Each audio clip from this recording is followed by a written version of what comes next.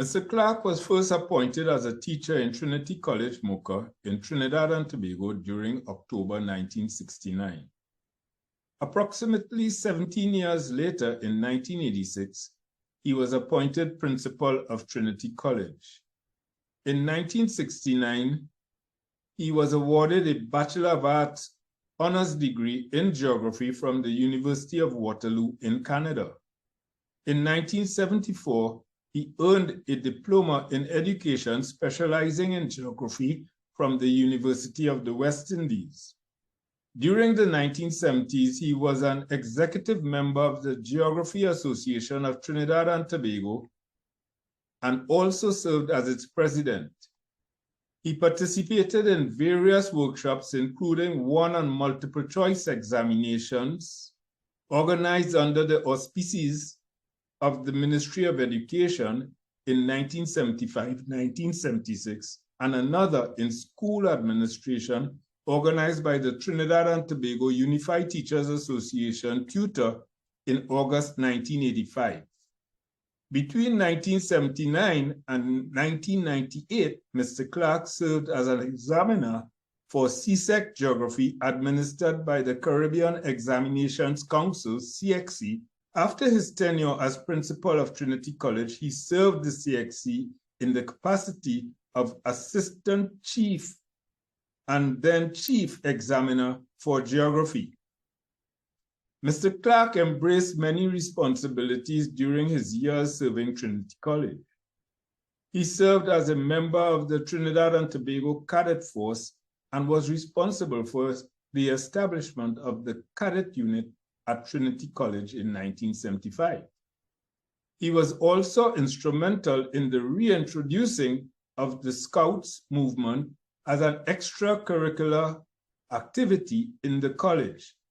In 1986, he was appointed as the principal of Trinity College and served in that capacity until 1998. In 1998, he was seconded to the Curriculum Development Division of the Ministry of Education to be responsible for geography. In such a capacity, Mr. Clarke undertook analyses that revealed the need for graduates in geography and facilitated the birth of a movement within the Curriculum Development Division to introduce geography among the degree offerings on the St. Augustine campus of the University of the West Indies. Despite being a retiree, Mr. Clarke continues to participate in progressive ventures geared toward advancing development agendas and has often joined several virtual webinars hosted by the Sir Arthur Lewis Institute of Social and Economic Studies, SALISIS, in the University of the West Indies. During the 19th to the 21st of October 2022, SALISIS organized the UWI-TMU RCYP conference on the rights and well-being of children and young people in Central America and the Caribbean. Mr. Clarke was one of more than 200 virtual attendees of this bilingual conference. So engaged was he that he felt compelled to graciously share his thoughts on a range of issues that arose during the conference. I was really grateful to receive his commentary and thought that it should be shared with a wider audience. His commentary was shared with me via social media, and I felt the need to immortalize his prized comments, of course with his permission, and here they are. Before ending my introductory remarks, I wish to express my sincerest thanks to Mr. Clarke for his worthy contribution in the form of the following statements. I now present you with statements made by Mr. Clarke. Mr. Clarke, thank you very much for your contribution. Back in 1974,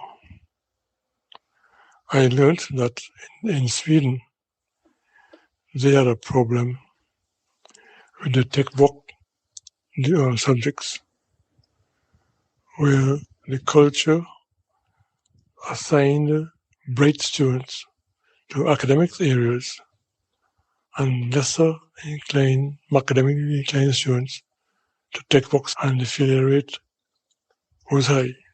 That is a similar pattern in the Western world. The Swedes did a study across the age groups 11 to 17, or before 11, at least up to age 17, and found that girls had a straight line graph for development, while boys had a J curve that joined the girls at age 17, so that for every age below 17, the girls were naturally ahead of the boys. I tell you this because nowhere in the conference did I hear any attention being given to the different rates of development between girls and boys. Our society has inculcated the belief that girls and boys develop academically at the same rate, and this has led to the report of boys underachieving, and that has its own side effects. We also have another belief in society that if you're not good with your brain, you're good with your hands. So we start talking about trade schools, and then just think of those students as being weaker. So even in Trinidad, our older secondary schools are grammar schools, and the textbook subjects are not given much attention in those schools.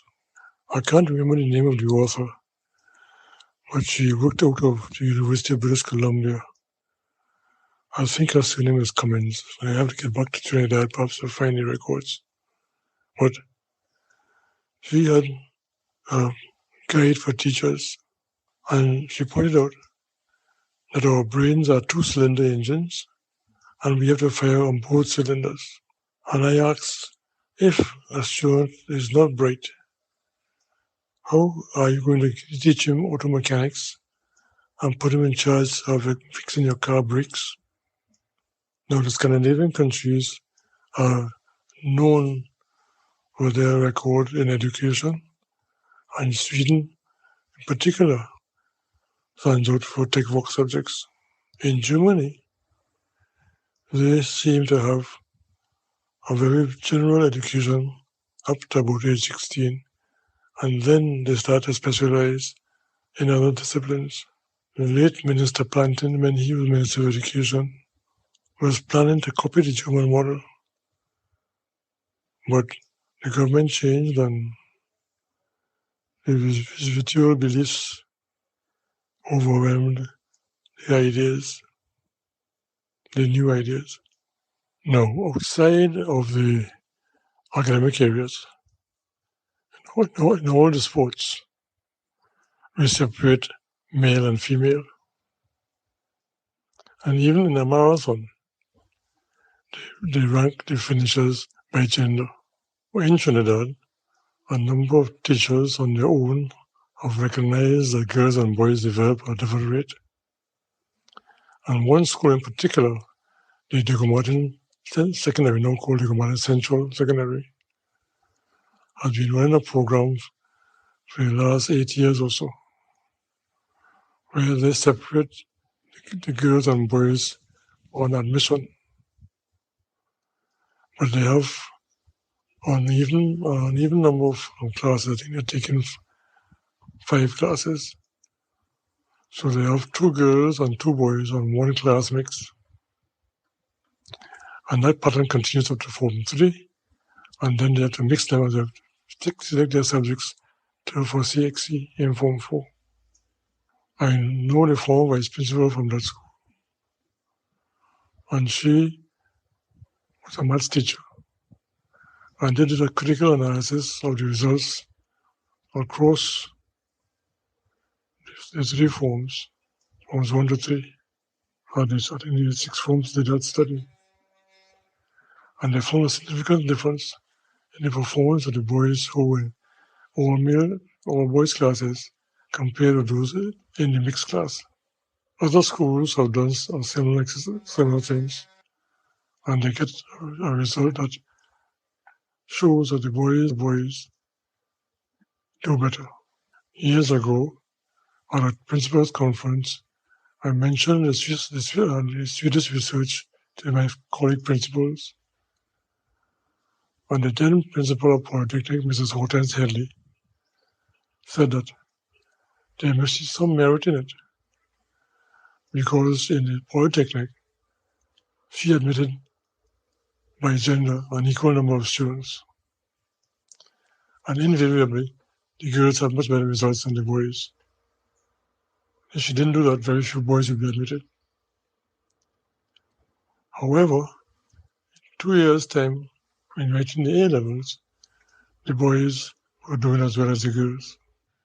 But this research doesn't seem to be very well known, and throughout the Caribbean and North America, we have co-ed schools and co-ed classes. When we had junior secondary schools in Trinidad, the third form girls were not interested in third form boys. They were making them friendly with the maxi drivers. And we would take the natural physical development of the girls. They see puberty in Form 1. The boys in Forms 3 and 4. In a boys' school like Trinity College, the most difficult forms are 3 and 4, because at that time, the chemicals and puberty are kicking in. And I do not think our teachers pay any attention at all, except for those individual schools that are trying a different static. So the system does not recognize it. Although the government, the ministry, in placing students in co-ed schools place equal numbers of boys. But that's the end of the process. I am thinking that we have to stop comparing boys and girls of the same age and condemning boys.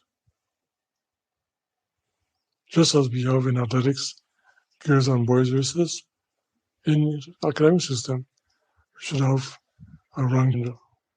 I suggest this because I believe boys will get a better self-image. A lot of the problems we get when behavior would decline or disappear. Because nobody enters a race that they feel they will lose.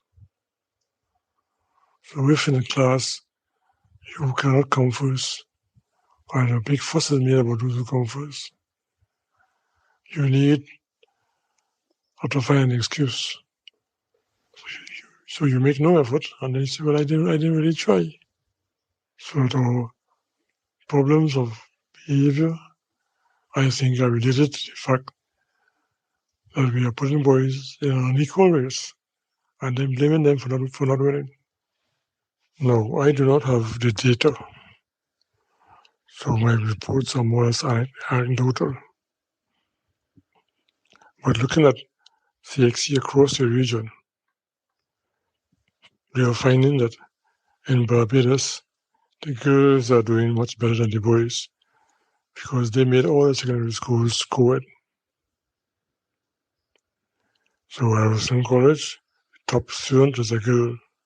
Queen's College, the top student is a girl. And until we pay attention to the difference in development, we will probably continue to have the boys doing poorly. It would be good to make a study across the Caribbean of CXC results. Now, teacher training is important. Some years ago, I remember a principal telling us that a parent complained to her that her son came home in a primary school and told her, Miss said that boys are hell. Now she's saying this to a class of boys and girls in primary school. And in the seating arrangement in the class, she put alternating boys and girls, because the girls will have to control the boys. No, that could never be for the best mental development of the boys.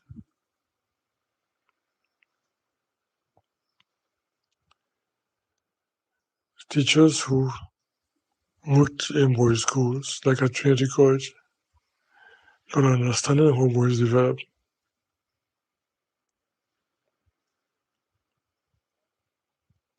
But those who worked in girls' schools, when they came across that boys' school, and like a boulder just mislinked.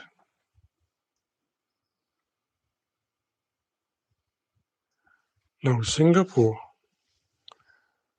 back in the beginning of the century, retrained all the teachers to get involved in what's called brain-based learning. This is where the knowledge of the neurologist is used to help the teachers operate how people learn best.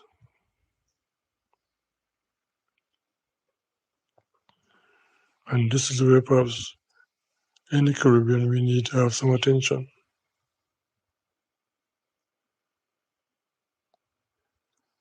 Because as teachers, we tell students to revise something, but we don't tell them that you only learn by revision. Some students recognize it on their own, or the parents make sure they revise. But many students only revise for a test. And that is by no means going to allow them to learn anything properly.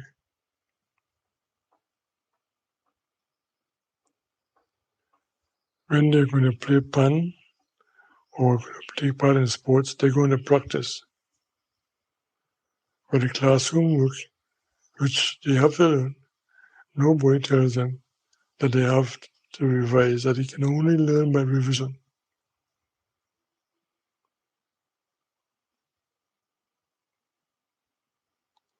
So that the academic performance is a function of the home.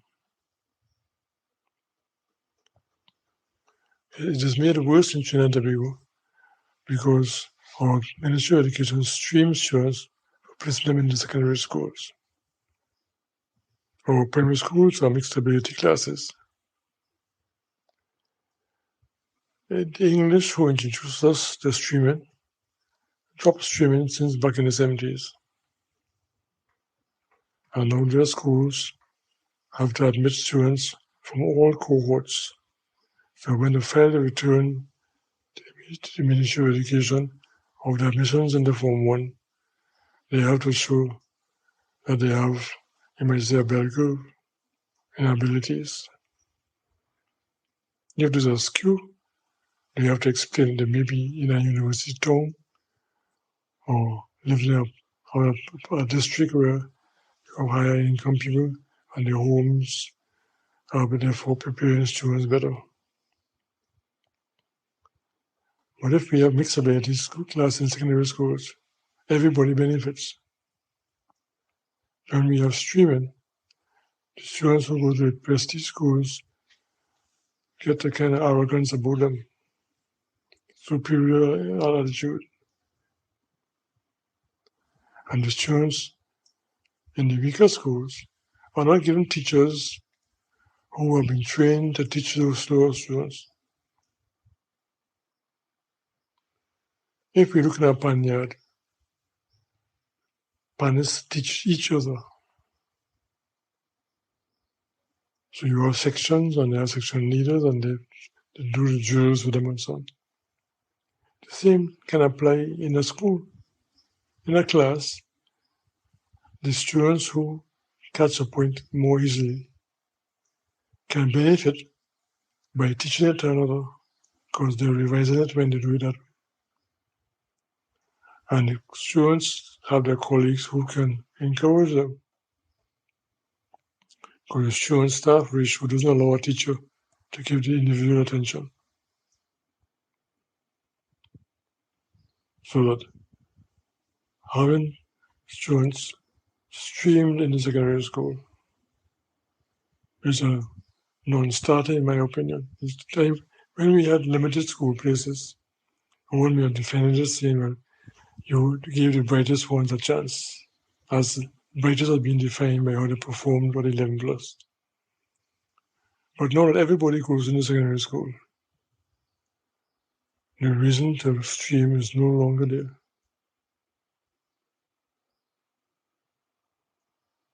But we have a ridiculous situation on the North Coast, having to come to Lavin, down to Lavintil, move on Lavintil, because they haven't done well enough to go to Trinity College.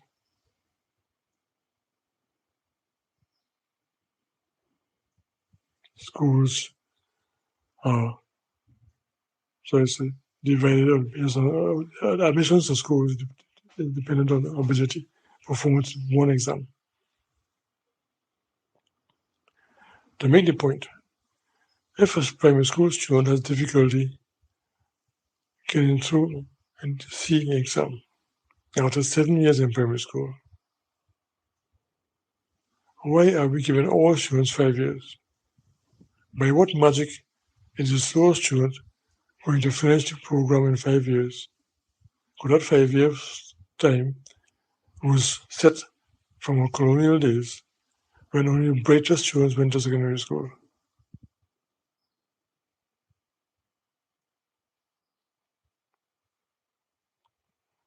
So you put the brightest students in a school for 5 years, and you put the weakest students in a school for 5 years, and then complain about the results at CXC.